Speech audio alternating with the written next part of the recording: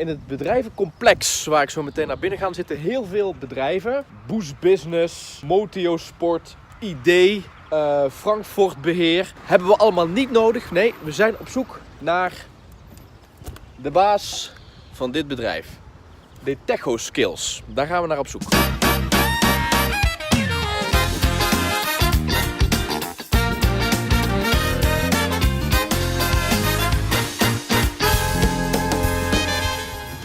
Even op de foto.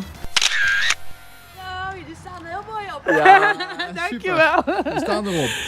Hey, kun je vertellen, Detecho Skills, spreek ik goed uit? Ja, klopt. Wat is dat voor bedrijf? Het is een uitzend-detacheringsbureau en we bemiddelen technisch personeel in Limburg en Brabant. En hoe gaat het op dit moment? Heel erg goed. De uitdaging zit erin om de juiste kandidaten te zien te vinden. We hebben heel veel vragen naar goed gekwalificeerd personeel. Maar het aanbod van goede kandidaten blijft achterwege. Ja? Dus we zitten... Hoe komt dat? Dus denk ik in het verleden weinig geïnvesteerd in het opleiden van technisch personeel. Het is vroeger heel erg wegbezuinigd. Vroeger had je echt de technische scholen, hè, de Philips Bedrijfsschool. En vroeger was het andersom. Hè. Heel veel mensen, weinig aanbod en de economie is aan het groeien. En het aanbod van de mensen blijft zo achterwege. Waardoor eigenlijk een tekort is aan technisch personeel. Ja, wat je ook hoort is dat als er dan mensen zijn Ja. die zich aanbieden, dan hebben ze niet de juiste diploma's of Dat sluiten het klopt. niet aan bij Dat wat klopt. werkgevers vragen. Dat is Merken ook jullie zo. dat ook? Dat merk ik ook. En ik denk dat het een oplossing voor is om dat de klanten minder kritischer moeten worden. Ik hoor wel verschillende geluiden in de markt.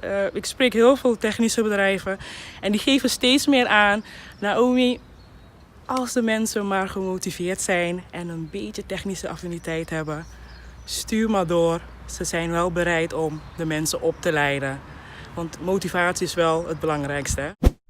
Ik vind wel, hier in Nederland zijn ze wel soms een beetje voorzichtig. Ja. Durven niet meer echt niet veel op de voorgrond te treden. En dat mag wel meer. Ja. Ja, want Het is grappig dat je vaak zegt van hier in Nederland.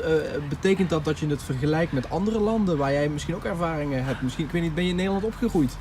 ik heb tot mijn 13e in Suriname gewoond. En verhuisd naar Nederland. Maar vergelijk je het daar dan mee met de mentaliteit daar? Ja, de mentaliteit van, ik heb van mijn cultuur meegekregen. Je mag wel trots zijn op jezelf en je mag jezelf laten zien. Ik denk ook hier in Limburg hoor, dat is eigenlijk van rustig aan, niet te veel opvallen. Maar dan mag wel meer. Ja, meer jezelf laten zijn, onderscheidend zijn. Het anders doen dan de rest. Ben je er klaar voor? Ja. Roffeltje starten we en dan gaan we beginnen met de eerste vraag. Beppie Kraft of Romaneske? Romaneske.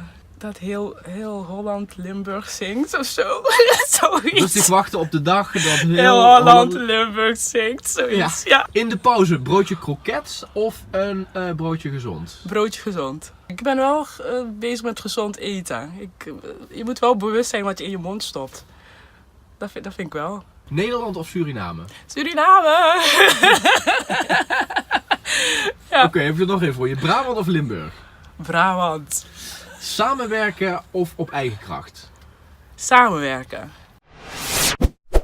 Wat ik nog eventjes met je wil bespreken, en misschien word je er super moe van, maar dan moet je het maar zeggen. Maar dat is die discussie over vrouwen aan de top van bedrijven, in ieder geval op de werkvloer. Ik denk dat het wel heel erg belangrijk is, ook voor